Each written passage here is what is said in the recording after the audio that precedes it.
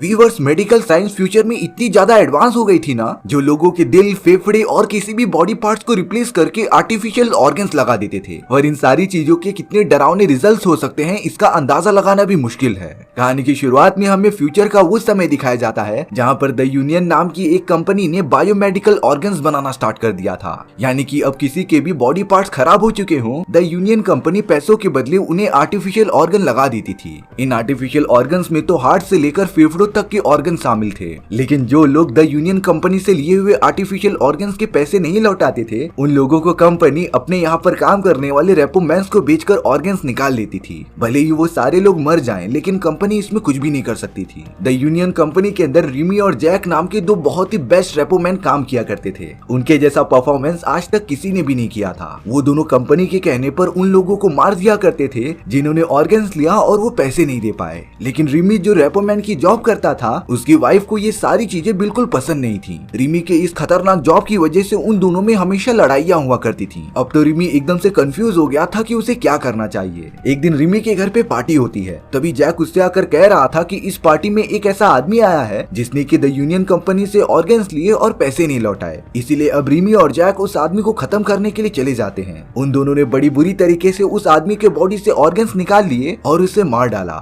लेकिन अब ये सारी चीजें करते हुए रिमी की वाइफ और उसके बेटे ने देख लिया था और अब रिमी की वाइफ उसके साथ रहना ही नहीं चाहती थी। वो अपने बेटे को लेकर वहाँ से चली जाती है। रिमी अब फिर से परेशान हो गया था। उसे लग रहा था कि सारी फसाद की जड़ ये जॉब ही है। अब रिमी और जैक बातें करते हुए कार में जा रहे होते हैं। तभी उन्हें पता चलता है कि ऐसे बहुत सारे लोग एक साथ मौजूद हैं जिन्होंने कंपनी से ऑर्गन्स लिए और पैसे नहीं लौटाए। दरअसल यूनियन कंपनी सभी ऑर्गन्स में ट्रैकर लगा देती थी, जिससे कि रिमी और जैक को उन लोगों के लोकेशन का पता चल सके। वो दोनों उसी को फॉलो करते हुए एक अड्डे पर पहुंच जाते हैं। लेकिन अब वहाँ पर बहुत सारे लोग मौजूद थे जिन्होंने देखते ही देखते रिमी और जैक पर हमला कर दिया था। पर वो दोनों भी एक टाइम पर सोल्जर रह चुके थे। उन्हें लड़ने के सारे तौर तरीके मालूम होते हैं, जिससे कि वो दोनों वहाँ पर मौजूद सभी लोगों को बीट करने लगे थे। अब उनके बॉडी से ऑर्गन्स निकालने के बाद रिमी और जैक अपने कंपनी के बॉस के पास आ जाते हैं। कंपनी का बॉस तो उन दोनों के काम से बहुत ही ज्यादा खुश था। वो तो उन दोनों को प्रमोशन भी देने वाला होता है। लेकिन अब रिमी बोल रहा था कि वो ये काम छोड़ रहा है। दरअसल रिमी रेपोमैन के जॉब के बदले सेल्स डिपार्टमेंट में काम करना चाहता था, क्योंकि इसी खतरनाक जॉब की वजह से वो अपनी वाइफ और बेटे से दूर हो गया था। तभी जैक अपने बॉस से कहता है कि रिमी इस बारे में सोच कर बताएगा। जैक तुरंत रिमी को लेकर कार में आ गया था। वो बता रहा होता है कि हमारा काम बहुत ही अच्छा है, कम से कम हम रोड पर चलकर भीख तो नहीं मांग रहे हैं। लेकिन इस वक्त रिमी के दिमाग में कुछ भी नहीं सूझ रहा था। अब रिमी के कॉन्ट्रैक्ट में एक आदमी होता है जिसे जाकर उसके बॉडी से ऑर्गन निकालना था। ये आदमी म्यूजिक प्रोड्यूसर है जिसके सॉन्ग्स रिमी को बहुत ही ज्यादा पसंद है। रिमी उस प्रोड्यूसर के पास आ जाता है। उसने प्रोड्यूसर को सब कुछ साफ साफ बता दिया था कि वो ऑर्गन लेने आया है। प्रोड्यूसर ने ऑर्गन के बदले पैसे कंपनी को दिए ही नहीं। इसीलिए अब अपने लास्ट म्यूजिक को प्रोड्यूस करने के बाद रिमी प्रोड्यूसर की जान लेने के लिए इलेक्ट्रिक शॉक देने लगता है। लेकिन जैसे ही रिमी प्रोड्यूसर को शॉक देने गया, तभी एक तेज झटका रिमी को ही लग गया। रिमी तेजी से पीछे जाकर गिर जाता है। सच में उसे बहुत ही ज्यादा चोट लगी थी। रिमी तुरंत ही अनकॉन्शियस हो जाता है। थोड़ी देर बाद जब रिमी ने अपनी आंखें खोली, तब वो हॉस्पिटल में मौजूद था। रिमी के सामने जैक और उसका बॉस मौजूद होता है। वो बता रहे थे कि शॉक लगने की वजह से उसका हार्ट बहुत ही ज्यादा कमजोर हो गया था और अब रिमी को जिंदा रखने का एक ही सोल्यूशन होता है कि उसे यूनियन कंपनी का आर्टिफिशियल दिल लगा दिया जाए। लेकिन रिमी ऐसा बिल्कुल नहीं चाहता था। वो तो तुरंत उठकर उसी हालत में बाहर जाने लगता है। लेकिन सच में उसका दिल बहुत ही ज्यादा कमजोर हो चुका था। रिमी कमजोर होकर तुरंत ही नीचे गिर जाता है और अब उसके पास कोई भी ऑप्शन नहीं था आर्टिफिशियल दिल लगाने के सिवा। द यूनियन कंपनी ने रिमी के बॉडी में आर्टिफिशियल हार्ट लगा दिया था और इसके बाद रिमी धीरे धीरे रिकवर होना स्टार्ट हो जाता है। इसके बाद रिमी जब घर पर आता है अपनी वाइफ से मिलने के लिए, लेकिन उसकी वाइफ तो अभी तक उससे काफी ज्यादा नाराज थी। बात इतनी बिगड़ जाती है कि रिमी की वाइफ उससे डाइवोर्स लेना चाहती थी। रिमी तो पूरी तरीके से होपलेस हो गया था। इसके बाद रिमी वापस जाकर अपनी जॉब ज्वाइन कर लेता है। वो अपने दोस्तों के साथ कुछ बातें कर रहा था, तभी रिमी को एक कॉन्ट्रैक्ट मिलता है जिसमें उसे जाकर एक आदमी को मारना था, क्योंकि उसने भी कंपनी से ऑर्गन लेकर पैसे नहीं दिए थे। रिमी तुरंत बताए गए एड्रेस पर चला जाता है और अब रिमी ने उस आदमी को पकड़कर बेहोश कर दिया था। रिमी अपने हथियार ले लेता है उस आदमी के बॉडी में से आर्टिफिशियल ऑर्गन बाहर निकालने के लिए। लेकिन इस बार लिटरली रिमी के हाथ कांप रहे थे। वो तो उस आदमी के बॉडी में छोटा सा कट भी नहीं लगा पा रहा होता।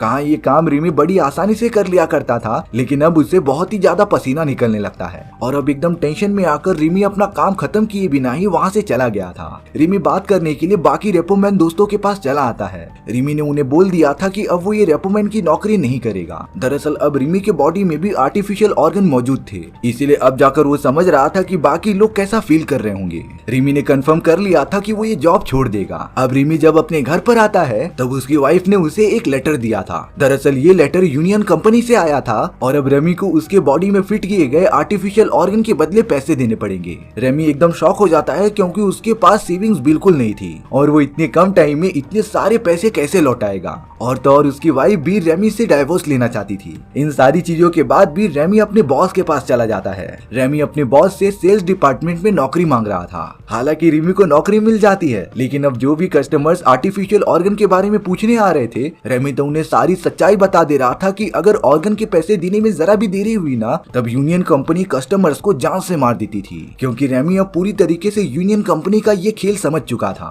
और तो और उसके बॉडी में भी आर्टिफिशियल ऑर्गन मौजूद होता है। रेमी की इन सारी बातों को सुनकर कोई भी कस्टमर उससे ऑर्गन खरीदता ही नहीं, जिससे कि रिमी की इनकम जीरो हो जाती है। अब रिमी के दोस्त जैक को उसकी सारी प्रॉब्लम्स के बारे में पता चल गया था। जैक रिमी को लेकर उस जगह पर जाने लगता है जहाँ पर बहुत सारे लोग मौजूद थे जिन्होंने अभी तक ऑर्गन के पैसे लौटाए नहीं थे। जैक तुरंत रिमी को वहाँ पर लाकर बहुत सारे लोगों को बेहोश करने लगा था और अब जैक रिमी को काम देता है कि वो उन आदमियों की बॉडी में से ऑर्गन्स निकाल ले। दरअसल जैक चाहता था कि रिमी इस काम को वापस से अच्छे से सीख ले। जैक के जाने के बाद जब रिमी अपनी प्रैक्टिस के लिए एक आदमी की बॉडी को काटने जा रहा था, तभी वहाँ पर मौजूद एक दूसरा आदमी रिमी के ऊपर हमला कर देता है। चोट लगने की वजह से रिमी थोड़ी देर तक बेहोश हो गया था, लेकिन जब रिमी को होश आता है तब वो वहाँ पर छानबीन करने लगा था। रिमी को उस जगह पर एक ऐसे सिंगर मिलती है जिसका वो बहुत ही बड़ा फैन था। उस ब्यूटीफुल सिंगर का नाम केटी होता है। केटी एकदम बेहोश थी, इसीलिए रिमी केटी को लेकर एक होटल में चला आता है। जब रिमी ने केटी के बॉडी को स्कैन किया तब उसे ये बात पता चली कि केटी के बॉडी में भी बहुत सारे आर्टिफिशियल ऑर्गन मौजूद हैं और उसके पेमेंट का ड्यू डेट भी काफी क्लोज आ चुका है। यानी कि अगर केटी ने सही टाइम पर द यूनियन कंपनी को ऑर्गन के बदले पैसे नहीं दिए तब वो भी उसकी तरह मारी जाएगी। इसीलिए अब रिमी यूनियन कंपनी में आ जाता है अपनी और केटी के अकाउंट डिटेल्स के रिकॉर्ड डिलीट करने के लिए। वो उन रिकॉर्ड्स को चेक करते रहता है, लेकिन वहाँ का सिक्योरिटी सिस्टम रिमी को ये करने के लिए अलाउ नहीं कर रहा था। उस जगह पर जैक के आने से रिमी वहाँ से चला गया था। वो जैक को कुछ भी नहीं बताता। अब रिमी वापस केटी के पास आ गया था। रिमी केटी को लेकर शहर के पास ही वाले इलाके में चला जाता है। उन्हें एक अबेंडेंट हाउस मिल गया था जिसमें कि वो दोनों रहने लगे थे। वो दोनों साथ में कुछ दिन वहीं पर बिता देते हैं। एक दिन केटी को वहाँ पर एक टाइपराइटर मिला था। केटी ने उस टाइपराइटर को रिमी को दे दिया जिससे कि वो अपनी दुख भरी कहानी इसमें लिख सके। अब दूसरी तरफ यूनियन कंपनी का मैनेजर जैक को एक कॉन्ट्रैक्ट देता है जिसमें कि उसे रिमी को मारकर उसके बॉडी से आर्टिफिशियल ऑर्गन बाहर निकालना था, लेकिन जैक अपने दोस्त के साथ ये कभी नहीं कर सकता। इसीलिए जैक ने ये कॉन्ट्रैक्ट करने से मना कर दिया था और उस मैनेजर ने रिमी को खत्म करने का कॉन्ट्रैक्ट एक दूसरे रेपोमैन को दे दिया था और अब वो रेपोमैन निकल पड़ता है रिमी को मारने के लिए। वहाँ पर रिमी जो केटी के साथ मौजूद था, केटी उसे बताती है कि उनके पास कोई दुश्मन आ रहा है। दरअसल केटी के आधे से ज्यादा बॉडी पार्ट आर्टिफिशियल ऑर्गन से रिप्लेस किए गए थे। उन्हीं में केटी का कान भी मौजूद था, जिसकी मदद से केटी को वो आवाजें सुनाई दे सकती थी जो नॉर्मल इंसान नहीं सुन सकते थे। और अब उन्हें पता चल जाता है कि एक दुश्मन उन पर हमला करने आ रहा है। वो रेपोमैन जिससे कि रिमी को मारने का कॉन्ट्रैक्ट मिला था, वो तुरंत उनके घर में चला आता है। रिमी उससे बिना डरे टाइपराइटर पर कुछ टाइप कर रहा था, लेकिन अब वो मोटा सा रेपोमैन जैसे ही रिमी को मारने के लिए आगे बढ़ता है तभी उसका पैर जमीन पर बने एक गड्ढे के अंदर चला गया था। वो रेपोमैन तो सीधा नीचे आकर गिर जाता है। केटी दरवाजे के पास ही छुपी हुई थी, लेकिन जब केटी रेपोमैन को देखने आती है तब उस जगह की जमीन भी कमजोर होने की वजह से नीचे गिर गई थी और अब वो रेपोमैन होश में आकर केटी को मारने जा रहा था। तभी रिमी ऊपर से टाइपराइटर रेपोमैन के सर पर मार देता है, जिससे कि रिमी ने केटी को बाल बाल बचा लिया था। केटी को एक सेफ जगह पर लाने के बाद रिमी अपना भेस बदलकर डायरेक्टली यूनियन कंपनी के अंदर चला गया था। रिमी तो अपने मैनेजर के सामने गन तान देता है। वो मैनेजर से बोल रहा था कि उसके और केटी के सारे अकाउंट डिटेल सिस्टम से डिलीट होने चाहिए, लेकिन मैनेजर ने ये बताया कि जब पहली बार रिमी ने सिस्टम के साथ छेड़छाड़ की थी तब सभी कस्टमर्स के अकाउंट डिटेल्स हेडक्वार्टर में ट्रांसफर कर दिए गए थे और अब अकाउंट से रिलेटेड मैनेजर कुछ भी नहीं कर सकता। रिमी बड़ा निराश होकर तुरंत वहाँ से निकल जाता है, लेकिन अब उस मैनेजर ने गुस्से में आकर रिमी को खत्म करने करने के लिए जैक को कॉन्ट्रैक्ट दे दिया था और अगर जैक ने ये काम नहीं किया ना तो उसे भी जॉब से निकाल दिया जाएगा। अब सारी चीजें पता चलने के बाद रिमी केटी के पास पहुंच जाता है। रिमी के पास एक प्लान था कि वो जल्द से जल्द कंट्री को छोड़कर बाहर चले जाएं। इसीलिए रिमी और केटी तुरंत एयरपोर्ट पर पहुंच जाते हैं, लेकिन वहां पर भी बहुत सारे रेपो मैन्स मौजूद थे जो सभी पैसेंजर्स को एक एक करके स्कैन कर रहे थे। पर थैंक गॉड रिमी ने अपने और केटी के बॉडी में सिग्नल जैमर लगा दिया था, जिसके स्कैन करने पर भी रेपो मैन्स को ये नहीं पता चलेगा कि उनके बॉडी में आर्टिफिशियल ऑर्गन्स मौजूद हैं। लकीली वो दोनों टेस्ट पास करके आगे बढ़ने लगते हैं, पर तभी केटी के पैर से खून निकलने लगा था। दरअसल ये चोट केटी को तब लगी होगी जब वो जमीन टूटने की वजह से रेपो मैन के ऊपर गिर गई थी। केटी के पैर में खून देखने के बाद वहाँ की सिक्योरिटीज उसका इलाज करने के लिए लेकर चली जाती है। रिमी भी केटी के साथ में ही चला गया था। सिक्योरिटी केटी का इलाज बड़े अच्छे से कर रही थी, लेकिन उस जगह पर फिर से वही रेपोमैन्स आ जाते हैं जिन्होंने रिमी की बॉडी एक बार फिर स्कैन कर ली थी। पर इस बार उनके डिवाइस को पता चल जाता है कि रिमी के बॉडी में आर्टिफिशियल ऑर्गन मौजूद है, जिसकी वजह से सारे रेपोमैन्स रिमी को पकड़ने लगे थे। रिमी और केटी बिना डरे लगातार उन सबसे फाइट करते ही जा रहे थे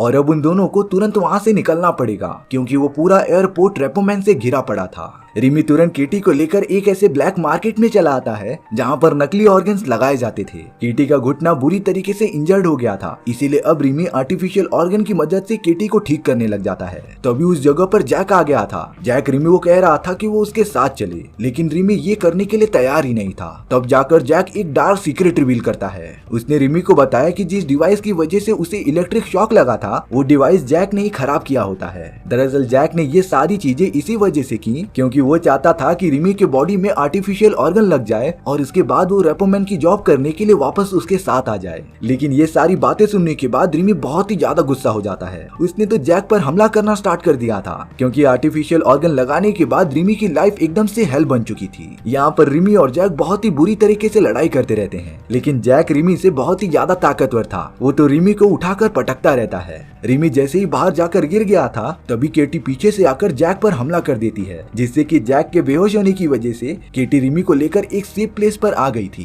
दरअसल वो एक ऐसी छुपने की जगह होती है जहाँ पर वो सारे भगौड़े लोग मौजूद थे जिन्होंने यूनियन कंपनी से आर्टिफिशियल ऑर्गन लिया और उनके पैसे नहीं दिए। हालांकि रिमी और केटी वहाँ पर सेफ थे, लेकिन जब उन सभी की लीडर रिम के गले पर रेपोमैन का टैटू देखती है तब लीडर ने रिमी को मारने के लिए उसे पकड़ लिया था। बाद में रिमी बताता है कि उसने रेपोमैन की जॉब छोड़ दी है और अब उसके बॉडी में खुद आर्टिफिशियल ऑर्गन मौजूद है। ये बात सुनने के बाद वो लीडर रिमी को छोड़ देती है। वो दोनों उसी जगह पर कुछ दिन बिताने लगे थे, लेकिन जब रिमी उन सारे मासूम लोगों को देखता है तब उसे बहुत ही ज्यादा बुरा लग रहा था। इसीलिए रिमी डिसाइड करता है कि वो कंपनी के हेडक्वार्टर में जाकर इन सभी लोगों के अकाउंट डिटेल्स का डेटा डिलीट कर देगा। लेकिन इन सारी चीजों में बहुत ही ज्यादा खतरा होने वाला था। केटी भी रिमी का साथ देने के लिए रेडी हो जाती है। मिशन पर जाने से पहले रिमी अपनी वाइफ और अपने बेटे से मिलना चाहता था। रिमी एक ट्रेन में पहुंचकर अपने बेटे से आखिरी बार मिलता है, जिसे कि उसने वो स्क्रिप्ट दे दी थी जो रिमी ने टाइपराइटर से लिखा था। इसके बाद वो दोनों तुरंत जाकर मैनेजर को किडनैप करके कंपनी के हेडक्वार्टर में चले गए थे। यहाँ उन दोनों को बड़ी बारीकी से चलना पड़ेगा क्योंकि चारों तरफ सिक्योरिटीज मौजूद थी। वो दोनों जैसे ही कंपनी के एक रूम में इंटर करते हैं तब वहाँ पर बहुत सारे वैज्ञानिक आर्टिफिशियल ऑर्गन बना रहे थे और अब देखते ही देखते सिक्योरिटी ने केटी और रिमी पर हमला कर दिया था। वो दोनों कैसे भी बचते हुए डेटाबेस रूम में पहुंच गए थे, लेकिन अब उन्हें डेटाबेस को एक्सेस करने के लिए एक आर्टिफिशियल ऑर्गन के ऊपर स्कैनर चाहिए था। इसीलिए अब ना चाहते हुए भी रिमी केटी के पैर में लगा हुआ आर्टिफिशियल ऑर्गन बाहर निकालने लगता है, जिससे कि केटी को बहुत ज्यादा दर्द हुआ था। वो दोनों डेटाबेस को एक्सेस करने ही वाले होते हैं तभी मैनेजर जैक के साथ अंदर आ जाता है। मैनेजर ने जैक से रिमी को मारने के लिए कह दिया था, लेकिन ताज्जुब की बात ये थी कि जैक ने रिमी को नहीं बल्कि अपने मैनेजर को ही गोली मार दी थी। यानी जैक इस मिशन में रिमी के साथ था। अब जैक रिमी की मदद करता है उस पूरे डेटाबेस को डिस्ट्रॉय करने के लिए। उन लोगों ने डेटाबेस के अंदर एक बॉम्ब लगा दिया था, जिससे कि कुछ ही देर बाद वहाँ पर एक बहुत ही बड़ा ब्लास्ट होता है और अब शहर में मौजूद सभी कस्टमर्स का डेटा डिलीट हो गया था। यानी कि उन्हें आर्टिफिशियल ऑर्गन के बदले पैसे देने की कोई भी जरूरत नहीं। मिशन खत्म होने के बाद रिमी, केटी और जैक आराम से छुट्टियां मनाने के लिए चले जाते हैं। तीनों को बहुत ज्यादा प्राउड फील हो रहा था कि उन लोगों ने इतने बेसहारा लोगों की मदद की थी और अब वो तीनों आराम से बीच के किनारे मजे कर रहे होते हैं। यहाँ जैक के हाथ में रिमी के द्वारा लिखी गई बुक होती है, जिसे कि रिमी ने स्टार्टिंग में अपने बेटे को दे दिया था। कुछ टाइम बाद रिमी के बेटे ने उसे पब्लिश कर दिया और अब तो रिमी की किताब बहुत ही ज्यादा फेमस हो गई थी। कुछ सेकंड्स बाद जब रिमी जैक को वापस देखता है तब वो अचानक से गायब हो गया था और अब ये पूरा सीन एकदम से धुंधला होने लगता है। तब जाकर ये डार्क सीक्रेट रिवील हुआ कि रिमी कोमा में होता है। उसके सर के चारों ओर वायर्स लगे हुए थे और अब तो वो जरा भी हिल नहीं पा रहा था। दरअसल जब उस टाइम पर जैक ने रिमी को सारी सच्चाई बता दी थी तब उनके बीच फाइट होना स्टार्ट हो गया था। जैक ने रिमी को जब मार कर दूर गिरा दिया होता है तभी से ही रिमी के सर पे चोट लगने की वजह से वो कोमा में चला गया था और जो चीजें रिमी ने उसके बाद देखी थी ये सारी रिमी की इमेजिनेशंस होती हैं। रिमी के कोमा में जाने के बाद जैक ने ही उसके इलाज का पूरा खर्चा उठाया था और अब जैक ही रिमी के आर्टिफिशियल ऑर्गन का पैसा भरेगा।